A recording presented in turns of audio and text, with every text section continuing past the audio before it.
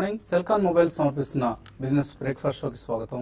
Global cues ప్రస్తుతం negative గా కనిపిస్తున్న ఏషియన్ మార్కెట్స్ లో ఒక షాంఘై మినహాయిస్తే మిగతా ఇండిసెస్ అన్ని కూడా నష్టాల్లో ట్రేడ్ అవుతున్నాయి. లాస్ట్ నైట్ అమెరికన్ మార్కెట్స్ కూడా నష్టాల్లో క్లోజ్ అయ్యాయి. జూన్ 16th జరగబోతున్న ఎఫ్ఓఎంసీ మీటింగ్ పై ఇప్పుడు అమెరికన్ ఇన్వెస్టర్ల దృష్టి కేంద్రీకృతమైంది. సో ఎప్పటి నుంచి ఫెడరల్ రిజర్వ్ వడ్డీ రేట్లు పెంచుతుంది అన్న అంశానికి సంబంధించి కొంత స్పష్టత వస్తుంది. 16th రోజు జరగబోయే మీటింగ్లో ఉన్న అంచనాలు మార్కెట్స్లో ఉన్నాయి. దీంతో ఓవైపు ఫ్రైడే రోజు స్ట్రాంగ్ జాబ్స్ డేటా రావడంతో ఇక వడ్డీ రేట్ల పెంపు అనేది త్వరలోనే ఉంటుందేమో అన్న అనుమానాలు మార్కెట్స్లో ఉన్నాయి. దీంతో లాస్ట్ నైట్ యుఎస్ మార్కెట్స్లో కొంత రిస్క్ ఆఫ్ మూడ్ కనిపించింది. బాండ్ ఈల్డ్స్ పెరుగుతున్నాయి, గ్లోబల్ బాండ్ ఈల్డ్స్ పెరుగుతున్నాయి. అండ్ ఫెడరల్ రిజర్వ్ సెప్టెంబర్ నాటికి కనీసం వడ్డీ రేట్ల పెంపు ఏదైనా ప్రకటిస్తుందా, ఇటువంటి కన్సర్న్స్ మార్కెట్స్లో వ్యక్తమవుతున్నాయి. మరోవైపు గ్రీస్ డెట్ డీల్ కూడా ఇంకా కుదరలేదు. ఇవన్నీ మార్కెట్స్లో ప్రస్తుతానికి కనిపిస్తున్న సందిగ్ధత, అనిశ్చితికి ప్రధాన కారణాలుగా చెప్పుకోవచ్చు.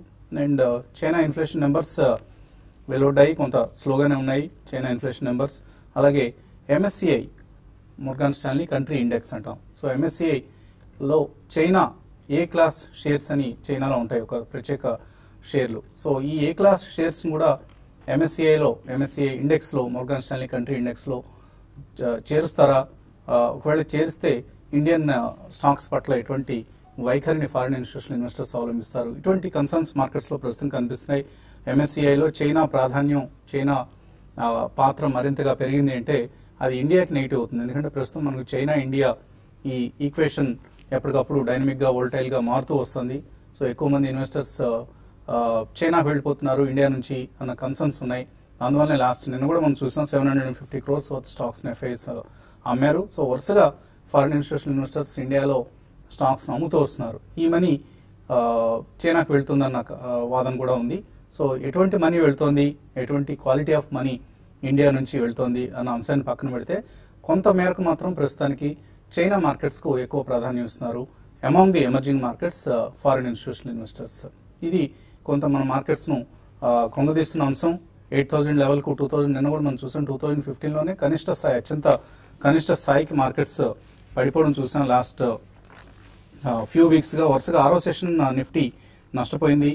అండ్ పీక్ లెవెల్స్ ని చూస్తే మనం 9100 లెవెల్స్ ని చూస్తే ఇప్పుడున్న 8040 లెవెల్స్ వరకు చూస్తే ఆల్మోస్ట్ 12% కరెక్ట్ అయింది నిఫ్టీ హైయర్ లెవెల్స్ నుంచి, పీక్ లెవెల్స్ నుంచి. సో ఇయర్ టు డేట్ మనం చూస్తే లాస్ట్ December 31st నుంచి నిన్నటి వరకు కనుక మనం డేటా ఒకసారి చూస్తే టాప్ లూజర్స్ లో ఉన్నాయి. పంజాబ్ నేషనల్ బ్యాంక్ 37% నష్టపోయింది స్టాక్, బ్యాంక్ ఆఫ్ బరోడా 28% నష్టపోయింది, Hindalco, Cain India, Tata steel ఇవి 24 to 25% నష్టపోయాయి.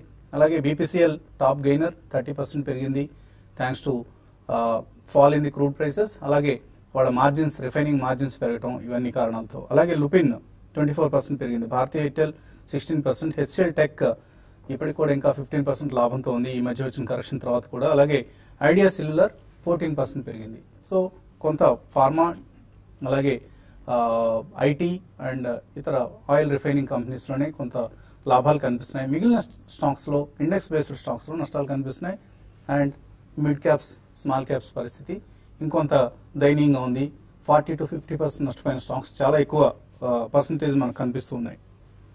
సో ఇక్కడ నుంచి వర్షాలు కాదు, రాజన్ కాదు, కానీ రిస్క్ ఎపిటైట్ ఇండియన్ స్టాక్స్ పట్ల ఫారిన్ ఇన్స్టిట్యూషనల్ ఇన్వెస్టర్స్లో ఎటువంటి రిస్క్ ఎపిటైట్ ఉంది, అలాగే ఇక్కడ రిటైల్ ఇన్వెస్టర్స్ పట్ల ఎటువంటి రిస్క్ ఎపిటైట్ ఉంది అన్న అంశం ఆధారంగా మార్కెట్స్ ముందు కదులుతాయి.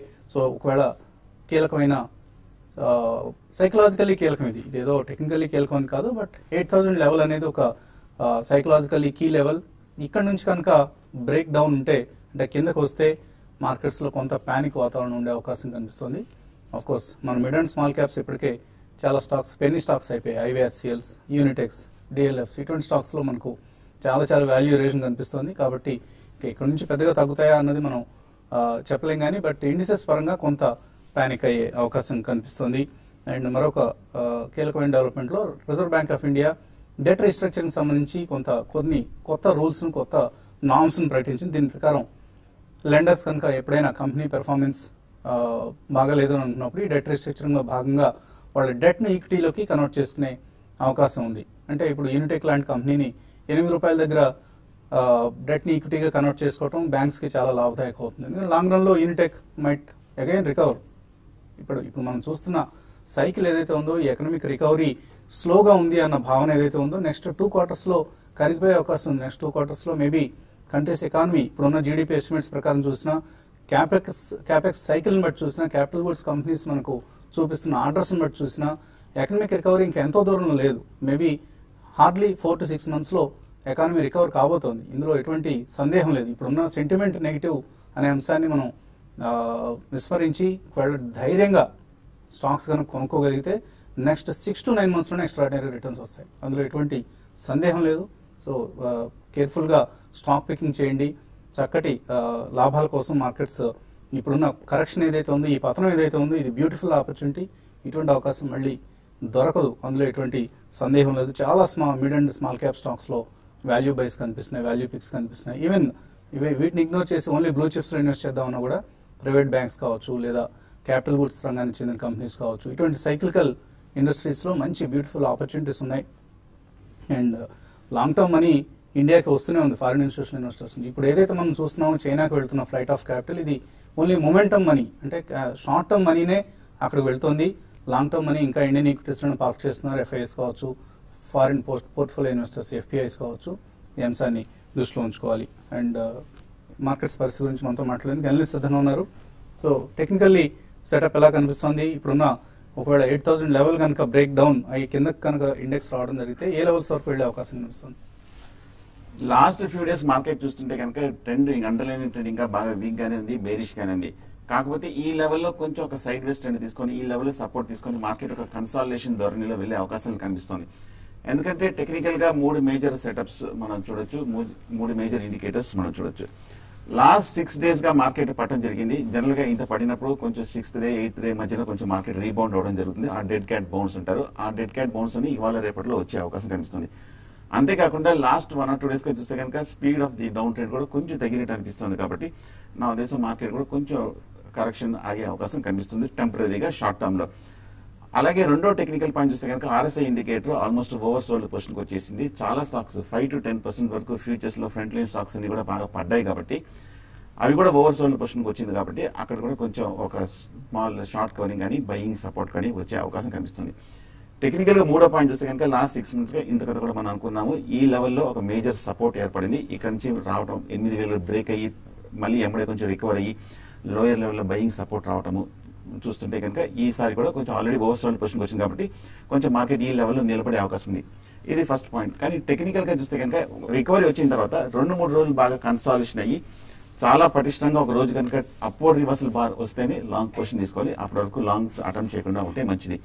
సో ఈ నేపథ్యంలో మార్కెట్ పైగా 4వ టెక్నికల్ పాయింట్ చూస్తే కనుక ఒక major medium term long term లెవెల్లో ఉంది. కాబట్టి మార్కెట్ నెక్స్ట్ 2 days ఈ వారం అంతా బాగా వాలటైల్ సెషన్ లో ఉండే అవకాశం ఉంది. అంటే నెక్స్ట్ ట్రెండ్ నిర్ధారించే బదులు నెక్స్ట్ ట్రెండ్ డిసైడింగ్ లెవెల్లో ఉంది. కాబట్టి కొంచెం వాలటైల్ అటు ఇటు జిగ్జాగ్ గా ఉండి ఆ తర్వాత ఒక క్లియర్ పిక్చర్ అనేది వీకెండ్ కి వచ్చే అవకాశం కనిపిస్తుంది. So market next few days side వేస్ కాబట్టి షార్ట్ పొజిషన్ ఉంటే కనుక క్లోజర్ టు 8,000 దగ్గర కొంచెం షార్ట్ కవరింగ్ చేయవచ్చు. మళ్ళీ అది బ్రేక్ అయిందంటే అప్పుడు కాస్త ఫ్రెష్ గా అటెంప్ట్ చేయొచ్చు. సో ఈ లెవెల్లో కొంచెం ప్రాఫిట్ బుక్ చేయొచ్చు. Short term traders long position తీసుకోవాలని వల్ల ఇవాళ రేపు వెయిట్ చేయండి. మార్కెట్ పటిష్టంగా క్లోజ్ అవుతాయి మటుకు 8,000 దగ్గర ఫ్రంట్ లైన్ స్టాక్స్ కొంచెం లాంగ్ పొజిషన్ తీసుకొని 7,950 అంటే 50 పాయింట్ల కింద స్టాప్ లాస్ అనేది పెట్టడం చాలా ముఖ్యం. ఒకసారి ఏ పొజిషన్ ఏ స్టాక్స్ తీసుకోవాలనుకుంటూ చూస్తే కనుక 5 to 10% వరకు ప్రైవేట్ బ్యాంక్స్ పిఎస్యూ బ్యాంక్స్ కూడా బాగా పట్టడం జరిగింది. యాక్సిస్ బ్యాంక్, ఎస్ బ్యాంక్ మటుకు బాగా పటిష్టంగా ఉన్నాయి. సో మార్కెట్ రీబౌండ్ అయినప్పుడు కొంచెం స్ట్రెంత్ ఉన్న స్టాక్స్ జనరల్ గా ఒక స్ట్రాంగర్ ర్యాలీ కూడా వచ్చే అవకాశం ఉంది. అలాగే ఫార్మా స్టాక్స్ చూస్తే కనుక లూపిన్ బాగా కన్సాలిడేషన్ అయ్యి బాగా స్ట్రాంగ్ గా కనిపిస్తుంది. సిప్లా, క్యాడిలా, సన్ ఫార్మా ఈ 3 బాగా 5 to 10% పడ్డాయి. కాబట్టి ఇవి కూడా ఒక షార్ట్ టర్మ్ ట్రేడర్స్ కి షార్ట్ టర్మ్ ఫ్యూచర్స్ లో వాళ్ళకి కొంచెం ఒక లాంగ్ పొజిషన్ కి ఆస్కారం ఉంది. సో ఇవాళ రేపు మార్కెట్ నిలబడుతుందో లేదో చూద్దాము. నిలబడితే కనుక ఈ స్టాక్స్ లో లాంగ్ పొజిషన్ తీసుకొని స్ట్రిక్ట్ గా ప్రైస్ మీద 2% మించకుండా ఎప్పుడైనా సరే ఫ్యూచర్స్ లో ఒకే రోజు ప్రైస్ మీద 2% మించకుండా స్టాప్ లాస్ పెట్టడం మోస్ట్ ఇంపార్టెంట్. ఓకే అండి. సో మ్యూచువల్ ఫండ్స్ పరిస్థితి అండి. మ్యూచువల్ ఫండ్స్ లో మనకు మార్కెట్ వాలటైలిటీని క్యాష్ చేసుకోవాలంటే ఎటువంటి జాగ్రత్తలు తీసుకోవాలి? ఇప్పుడున్న పరిస్థితిలో బ్యాలెన్స్ ఫండ్స్కి వెళ్ళటం బెటర్ అంటారా? అండ్ మ్యూచువల్ ఫండ్స్ గురించి బాలరాజు గారు మనకు ఎక్స్ప్లెయిన్ చేయబోయే ముందు మ్యూచువల్ ఫండ్ ఇన్వెస్టర్స్కు మరొక చక్కటి అవకాశం ఈ నెల 13న వచ్చే శనివారం రోజు హైదరాబాద్ లేదా సికింద్రాబాద్ హరిహర కళాభవన్లో TV5, ICICI prudential and paisaxpaisa.com ఈ 3 సంస్థలు సంయుక్తంగా నిర్వహిస్తున్నాయి mutual fund investor summit or personal finance summit. So ఈ సదస్సులో మ్యూచువల్ ఫండ్ సంబంధించిన ఎక్స్పర్ట్స్ ఉంటారు. అండ్ మీకున్న ఎటువంటి సందేహాలున్నా కూడా మ్యూచువల్ ఫండ్ ఇన్వెస్టర్స్కు ఒక సువర్ణ అవకాశం. మీ సందేహాలకు సమాధానాలు ఇచ్చేందుకు ఎక్స్పర్ట్స్ సిద్ధంగా ఉంటారు. So don't miss out.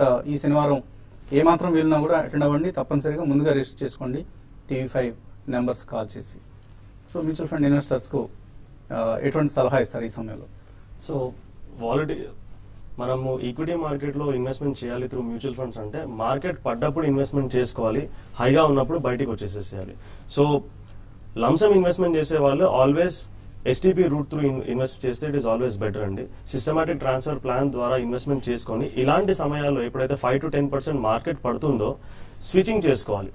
So debt నుంచి ఈక్విటీగా కొద్దిగా స్విచింగ్ చేసుకోవాలి. ఫర్ ఎగ్జాంపుల్ ఒక 5 lakhs ఇన్వెస్ట్మెంట్ చేసాం అనుకోండి, దాన్ని నెక్స్ట్ 1 year కి మనం ఎస్టీపీ పెట్టుకుంటే కనుక అండ్ ఇలాంటి సమయాలు ఒక 50,000 1 lakh ఎవ్రీ ఆపర్చునిటీ వచ్చినప్పుడు మనం స్విచింగ్ చేసుకుంటే వీళ్ళు ఆటోమేటిక్లీ వాల్యూ యావరేజింగ్ కూడా అయిపోతుంది, రెగ్యులర్ గా వీళ్ళు పర్చేజ్ ఇంటూ ద మార్కెట్. అది ఎస్ఐపికి మాత్రమే కాకుండా ఎస్టీపీ కూడా ప్రాధాన్యం ఇవ్వాలి. అవునండి, లంసమ్ చేసే వాళ్ళు ఎస్టీపీ చేసుకోవాలి అండ్ ఎస్ఐపి డబ్బులు లేకపోతే ఎస్ఐపి ద్వారా ఇన్వెస్ట్మెంట్ చేసుకోవచ్చు, ప్రాబ్లం ఏం లేదు.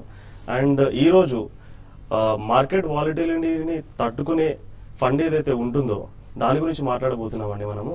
ఇవాళ ఐసిఐసిఐ ప్రుడెన్షియల్ డైనమిక్ ఫండ్ గురించి మాట్లాడుతున్నాం మనం. సో టు క్రియేట్ వెల్త్ మనం మార్కెట్ తక్కువగా ఉన్నప్పుడు పర్చేస్ చేయాలి, మార్కెట్ ఎక్కువగా ఉన్నప్పుడు బయటకు వచ్చేసేయాలి. ఈ ఫండ్ ఎగ్జాక్ట్లీ అదే సూత్రాన్ని పాటిస్తుందండి. So ICICI prudential dynamic fund and ఇది October 31st, 2002లో స్టార్ట్ అయిందండి. And price to book value model follow అవుతుంది. ఎప్పుడైతే వాల్యుయేషన్స్ హైగా ఉంటాయో ఆటోమేటిక్లీ క్యాష్ లోకి వచ్చేస్తుంది, వాల్యుయేషన్స్ లోగా ఉంటాయో క్యాష్ లోంచి ఆటోమేటిక్లీ స్టాక్స్ లో ఇన్వెస్ట్మెంట్ చేస్తారనమాట. సో బై డిఫాల్ట్ మార్కెట్ హైగా ఉన్నప్పుడు బయటికి రావడము, మార్కెట్ లోగా ఉన్నప్పుడు ఎంటర్ కావడం బై డిఫాల్ట్ జరుగుతుంది ఈ ఫండ్ లో. అండ్ టాప్ హోల్డింగ్స్ వచ్చేసి ఇందులో power grid corporation of India, HDFC bank, Tata Motors, Infosys and ICICI bank దాదాపు అరౌండ్ 59 స్టాక్స్ ఈ ఫండ్ లో ప్రస్తుతానికి ఉన్నాయండి. అండ్ ఇట్ ఈస్ ఎ లో బీటా స్టాక్. సో లో బీటా స్టాక్ అంటే తక్కువ రిస్క్ తోని ఎక్కువ రిటర్న్ సాధించడానికి మనకు వీలవుతుంది. అండ్ దీని బెంచ్ మార్క్ వచ్చేసి నిఫ్టీ. పర్ఫార్మెన్స్ చాలా చాలా మంచిగా ఉంది.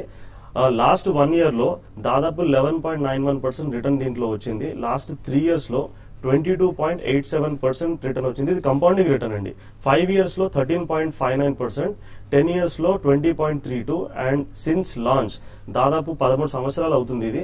సో 25.98% కంపౌండింగ్ రిటర్న్ ఇందులో వచ్చింది. సో ఈ అన్ని సమయాల్లో కూడా బెంచ్ మార్క్ నిఫ్టీ ఏమైతే ఉందో దాన్ని కన్సిస్టెంట్ గా బీట్ చేసింది.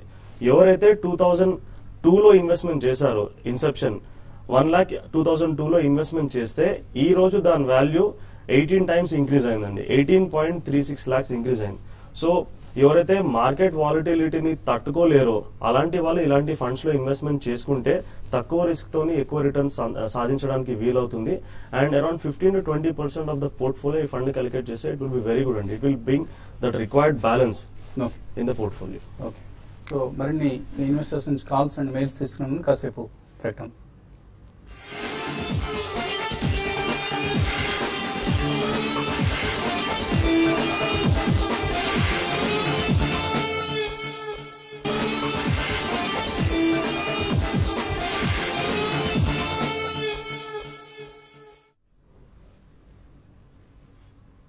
సిలికాన్ మొబైల్ సమర్పిస్తున్న బిజినెస్ బ్రేక్ఫాస్ట్ తిరిగి స్వాగతం. కాలర్స్ లైన్ లో ఉన్నారు. మొదటి కాలర్ యుఎస్ఏ ఫ్లోరిడా నుంచి శ్రీనివాస్. హలో. హలో వసంత్ గారు, గుడ్ మార్నింగ్ అండి. మార్నింగ్ అండి, అడగండి. Good morning sir. నాకు 2 questions ఉన్నాయి. ఫస్ట్ క్వశ్చన్ వచ్చి హెచ్డిఐఎల్ స్టాక్. ఓకే, అది ఆల్మోస్ట్ లాస్ట్ 3-4 months నేను హోల్డ్ చేస్తున్నాను. But recently గా కొంచెం తగ్గింది. So yesterday some news was coming out saying that they are selling some lands where they're supposed to build some investments on it. Okay. So దాని మీద కొద్ది clarity కావాలి. So long term గా అవి stock ఎలా ఉంటుందో అని. నెక్స్ట్ వచ్చి మ్యూచువల్ ఫండ్స్ అయినండి. నేను నెలకు ఒక 30,000 వరకు SIP చేద్దాం అనుకుంటున్నాను. So I have selected some 5 funds. So I just need a solution from Balraj garu on that. చెప్పండి. First fund వచ్చి large cap లో I have selected ICICI Potential Focused Blue Chip Equity Fund. Reserve Plan Growth. Okay Large and mid cap segment లో Franklin India Prima Plus Fund. Okay good. Multi cap లో Franklin India High Growth Companies Fund. Okay And mid and small cap లో Franklin India Smaller Companies Fund. And tax saver లో Access Long Term Equity Fund. So ఈ 5 funds లో so 5,000 నెలకి SIP చేద్దాం అనుకుంటున్నాం for next. Okay okay so ఈ schemes చేయొచ్చు, invest చేయొచ్చు. Yeah. మీరు యుఎస్ ఎప్పుడు వెళ్ళారండి? ఓకే ఎనీవే ప్రస్తుతం ఉన్న ఫట్కా రూల్స్ ప్రకారము US and Canada investors Indian mutual funds లో ఇన్వెస్ట్మెంట్ చేయలేరు. చాలా వరకు మ్యూచువల్ ఫండ్స్ యాక్సెప్ట్ చేయలేరు, బారింగ్ 1 or 2. అయితే ఒక ఆప్షన్ ఏంటంటే తనకు ఓకే అయితే వాళ్ళ పేరెంట్స్ పైన నేమ్ పైన ఇన్వెస్ట్మెంట్ చేయొచ్చు. So high exposure to only 1 fund house ఉందండి. ఫ్రాంక్లిన్ టెంపుల్టన్ కి హై ఎక్స్పోజర్ ఉంది. సో ఒక ఫండ్ హౌస్ కి మాత్రం 15 to 20% ఎక్స్పోజర్ ఉంటేనే సరిపోతుంది. సో కాకపోతే చెప్పిన ఫండ్స్ అన్ని మంచివి. So ICICI prudential focused blue chip it is a good fund. Franklin India Prima plus లో అన్నారు, that is also a good fund. ఆ రెండు పెట్టుకొని మిగతా యూటీఐ ఈక్విటీ ఫండ్ ఒకటి, Birla Sun Life equity fund ఒకటి, అందులో ఈ 4 ఇన్వెస్ట్మెంట్ చేసుకుంటే సరిపోతుంది. ఇంకొకటి మిడ్ క్యాప్ ఫండ్ కావాలంటే ICICI prudential value discovery fund కావచ్చు, Birla Sun Life MNC fund కావచ్చు. ఈ రెండిట్లో ఎందులోనైనా ఇన్వెస్ట్మెంట్ చేసుకోవచ్చు. ఓకే అండి. అలాగే మీకున్న హెచ్ఐఎల్ షేర్ని హోల్డ్ చేయండి. ఇప్పుడు రకరకాల వార్తలు వస్తూ ఉంటాయి. ఇప్పుడున్న పరిస్థితుల్లో డెట్ రిడెన్ కంపెనీస్ అన్నిటికీ కూడా గడు పరిస్థితి. సో హెచ్ఐఎల్ కావచ్చు, ఇతర కంపెనీస్ అన్ని కూడా కొంచెం టఫ్ సిచ్యువేషన్ ఎదుర్కొంటున్న సమయం ఇది. హోల్డ్ చేయండి. ఒక అనదర్ 6 months హోల్డ్ చేస్తే పరిస్థితిలో చాలా ఇంప్రూవ్మెంట్ వచ్చే అవకాశం కనిపిస్తుంది. అచ్చిరెడ్డి గుంటూరు నుంచి. హలో అడగండి అచ్చిరెడ్డి. సార్ నమస్తే సార్. నమస్తే అడగండి. సార్ ఫస్ట్ ఆఫ్ ఆల్ మనకి రావట్లేదు. రావట్లేదు, ఆయన కొద్దిగా టైం పడుతుందండి. చెప్పండి మీ ప్రశ్న, సందేహం అడగండి. సార్ ఇంకోటి సార్, మనకి పీటీసీ ఇండియా ఫైనాన్షియల్ సర్వీస్ అని ఎన్సీసీ 2 కొందాం అనుకున్నాం సార్. ఈ రేట్లు బాగా తగ్గినాయి కదా. Okay PTC India and NCC కొనుక్కోవచ్చారు. రెండు అట్రాక్టివ్ లెవెల్ కనిపిస్తుంది. ముఖ్యంగా పీటీసీ ఇండియా ఫైనాన్షియల్ సర్వీసెస్ కనుక 70 రూపాయల నుంచి తగ్గుతూ 38-40 రూపాయల వరకు రావడం జరిగింది. ఈ లెవెల్లో బాగా అట్రాక్టివ్ లాంగ్ టర్మ్ సపోర్ట్ కనిపిస్తుంది. ఇక్కడ నుంచి రీబౌండ్ అయ్యే అవకాశాలు కనిపిస్తుంది. మార్కెట్ పెరిగినప్పుడు ఈజీగా మళ్ళీ 50-60 వరకు వెళ్ళే అవకాశం ఉంది. అలాగే ఎన్సీసీ కూడా మనం చూసాము, మోర్ దెన్ 15-20% వరకు తగ్గడం జరిగింది. 115 రూపాయల నుంచి 60 రూపాయల వరకు రావడం జరిగింది. ఇక్కడ లాంగ్ టర్మ్ సపోర్ట్ ఉంది. ఈ లెవెల్లో తీసుకోవచ్చు. ఇది ఒక first buying point. Murugan mail పంపించారు. బిఎంఎల్ ఉన్నాయట 900 రూపాయల్లో హోల్డ్ చేయొచ్చు, ఎగ్జిట్ కావచ్చు. అలాగే వివిమెడ్ ల్యాబ్స్ తీసుకోవచ్చు. ఇక్కడ బిఎంఎల్ చేస్తే బాగా బులిష్ గా కనిపిస్తుందండి. లాస్ట్ 1 month గా మార్కెట్ కొంచెం బాగా పడినప్పటికీ ఈ లెవెల్ హై లెవెల్ బాగా సస్టైన్ అవుతుంది. ఈ లెవెల్లో షార్ట్ టర్మ్ అయితే కనుక కొంచెం ప్రాఫిట్ బుక్ చేయొచ్చు, లేదంటే కనుక లాంగ్ టర్మ్ అయితే హోల్డ్ చేయొచ్చు. మీరు మై పరాసర్ మెయిల్ పంపించారు. 2 best PSU banks other than SBI medium to long term. Obviously bank of Baroda and Punjab national bank అండి. దే ఆర్ ది 2 ఎస్బీఐ తర్వాత లార్జెస్ట్ మార్కెట్ క్యాపిటలైజేషన్ ఉన్న బ్యాంక్స్. ఒక సైజ్ ఉన్న బ్యాంక్స్ ఇవి. చిన్న బ్యాంక్స్ మేబీ ఆంధ్ర బ్యాంక్ లాంటివి suggest చేయొచ్చు మనం, బట్ బెస్ట్ బ్యాంక్స్ అన్నారు కాబట్టి. అండ్ కొంచెం ఇప్పుడున్న ఎన్పిఏ నామ్స్ కొంచెం ఇప్పుడే సడలిస్తున్నారు కాబట్టి మేబీ పిఎస్సీ బ్యాంక్స్ లో ఇక్కడ నుంచి వాల్యూ బయింగ్ స్టార్ట్ చేయొచ్చు. ఒకసారి ఇన్వెస్ట్ చేయొద్దు. 2-3 ప్రైస్ పాయింట్స్ లో ఆర్ ఈవెన్ ఎస్ఐపి పద్ధతిలో తీసుకుంటే కొంత బెటర్ రిటర్న్స్ ఉంటాయండి. టాటా మోటార్స్ సిప్లా కొందాం అనుకుంటున్నారు పవన్ కుమార్, కొనుక్కోవచ్చు. టాటా మోటార్స్ కొంచెం స్ట్రాంగ్ గా బాగా వీక్ గా కనిపిస్తుంది. 420 రూపాయల దగ్గర స్ట్రాంగ్ సపోర్ట్ ఉంది. 620 రూపాయల నుంచి పడుతూ ఇది కూడా మేజర్ కరెక్షన్ కూడా పూర్తయింది. ఈ లెవెల్లో ఇది ఒక ఫస్ట్ బయింగ్ పెట్టవచ్చు. అలాగే సిప్లా కూడా ఇంకా కొంచెం అట్రాక్టివ్ గా కనిపిస్తుంది. కొంచెం బాగా పడి 15-20% వరకు ఈ లెవెల్లో కొంచెం సపోర్ట్ తీసుకొని పెరిగే వస్తుంది. 2 అట్రాక్టివ్ లెవెల్ వచ్చింది. ఇది ఒక ఫస్ట్ బయింగ్ పాయింట్ గా అనుకుని బై చేయొచ్చు. వెంకట్ అడుగుతున్నారు. Rupa and co, Granules India, JSC housing finance ఈ మూడిలో 1 year కోసం చేద్దాం అనుకుంటున్న ఇన్వెస్ట్మెంట్ చేయొచ్చు. గ్రాన్యూల్స్ ఇండియా చూస్తే కనుక లాస్ట్ ఫ్యూ డేస్ గా బాగా స్ట్రెంత్ చూస్తుందండి. లాస్ట్ 1 or 2 weeks ఈ లెవెల్లో కన్సాలేషన్ అవుతుంది. షార్ట్ టర్మ్ ఇక్కడ నుంచి పెరిగే అవకాశం కనిపిస్తుంది. నా ఉద్దేశం అయితే డెఫినెట్ గా మీరు బై చేయొచ్చు. కానీ రూపాయి అనుకో చూస్తే మనం 210 రూపాయల నుంచి 400 వరకు ఆల్మోస్ట్ డబుల్ అయిపోయింది లాస్ట్ 1 or 2 weeks లో. కొంచెం హై లెవెల్ కాస్ట్ చేసుకోండి. షార్ట్ టర్మ్ అయితే ఇక్కడ ప్రాఫిట్ బుక్ చేయొచ్చు. వెంకట్ అడుగుతున్నారు. ICICI prudential value discovery, UTI MNC fund ఈ రెండింటిలోనూ ఎస్ఐపి చేద్దాం అనుకున్నారు, చేయొచ్చా? MNC fund and value discovery more or less 2 mid cap oriented funds అండి. సో ఒకటే మిడ్ క్యాప్ ఫండ్ సెలెక్ట్ చేసుకొని మిగతా అమౌంట్ 20% 25% వరకు మిడ్ క్యాప్ సెలెక్ట్ చేసుకొని మిగతా 75-80% లార్జ్ క్యాప్ లో పెట్టుకుంటే ఇట్ ఈస్ ఆల్వేస్ బెటర్ అండి. ఒకటే ఫండ్ లో ఇన్వెస్ట్మెంట్ చేసుకోండి. Value discovery will be good option. Amtek Auto, Ashok Leyland, Andhra Bank ఈ 3 కొందాం అనుకుంటున్నారు పాండురంగారెడ్డి, కొనుక్కోవచ్చా? ఆమ్టెక్ ఆటో మటుకు లాస్ట్ ఫ్యూ మంత్స్ కి చూస్తే సైడ్ వేస్ ట్రెండ్ లో కనిపిస్తుంది. బట్ కానీ 120 రూపాయల దగ్గర స్ట్రాంగ్ సపోర్ట్ కనిపిస్తుంది. కొంచెం మార్కెట్ కన్సాలిడేషన్ అయితే 120 రూపీస్ దగ్గర తీసుకోవచ్చు. అలాగే ఆంధ్ర బ్యాంక్ కూడా మనం చూసాం పిఎస్సి బ్యాంక్స్ లో బాగా స్ట్రాంగ్ రియాక్షన్ తర్వాత కొంచెం లోయర్ రేట్ లో 60 to 65 లాంగ్ టర్మ్ సపోర్ట్ ఉంది. ఆ లెవెల్లో బై చేయొచ్చు. సుజాత అడుగుతున్నారు, కేపీఐటీ 207 రూపాయలకు ఉన్నారు, గృహ ఫైనాన్స్ 243 ఉన్నారు, ఇంకా మరికొన్ని అంటే యావరేజ్ చేసుకోవచ్చు. ఇక్కడ బాగా పట్టం చూసాము కేపీఐటీ ఎక్స్ట్రీమ్ బేరిష్ గా లాస్ట్ 1 month గా కొంచెం అవాయిడ్ చేయడం బెటర్. కాదు ఫ్రెష్ బయింగ్ అయితే మీరు ప్రశ్న అయితే మీరు హోల్డ్ చేయండి. అలాగే గృహ ఫైనాన్స్ మటుకు కొంచెం లాస్ట్ 1 month గా చాలా స్లోగా స్టడీగా కొంచెం కన్సాలేషన్ అవుతుంది. 220 రూపీస్ దగ్గర సపోర్ట్ ఉంది. ఈ లెవెల్లో బై చేయొచ్చు.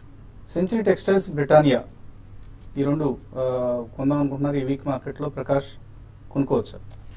సెంచరీ టెక్స్టైల్స్ కూడా కొంచెం బాగా వీక్ గానే కనిపిస్తుంది. అన్ని స్టాక్స్ తో పాటు సెంచరీ కూడా పట్టడం జరిగింది. కాకపోతే 550-580 రూపాయల దగ్గర స్ట్రాంగ్ సపోర్ట్ ఉంది. ఈ లెవెల్లో ఫస్ట్ బయింగ్ పెట్టి బై చేయొచ్చు. అలాగే గృహ ఫైనాన్స్ కూడా మనం చూస్తున్నాము కొంచెం ఈ లెవెల్లో బాగా కన్సాలేషన్ అవుతుంది. 220 లెవెల్లో బై చేయొచ్చు. బ్రిటానియా ఆఫ్ కోర్స్, బ్రిటానియా ఎప్పటికప్పుడు న్యూ హైస్ ని టచ్ చేస్తున్న స్క్రిప్ట్ ఇది. ఎఫ్ఎంసీజీ సెక్టర్ వీక్నెస్ తో సంబంధం లేకుండా లాస్ట్ 6 quarters గా వరుసగా ప్రాఫిట్స్ ప్రకటిస్తూ వస్తున్న ఏకైక ఎఫ్ఎంసీజీ కంపెనీ. డెఫినెట్ గా మీరు ఇన్వెస్ట్ చేయొచ్చు. ఎస్ఐపి చేయండి బ్రిటానియాలో. బెటర్ టు వాల్యూ ఇన్వెస్టింగ్ లాగా చేయటం ఇప్పుడు బెస్ట్ స్ట్రాటజీ అవుతుంది. ఇది ఇవాల్టి సెల్కాన్ మొబైల్స్ బిజినెస్ బ్రేక్ఫాస్ట్. మధ్యాహ్నం స్మార్ట్ ఇన్వెస్ట్ లో మళ్ళీ కలుద్దాం.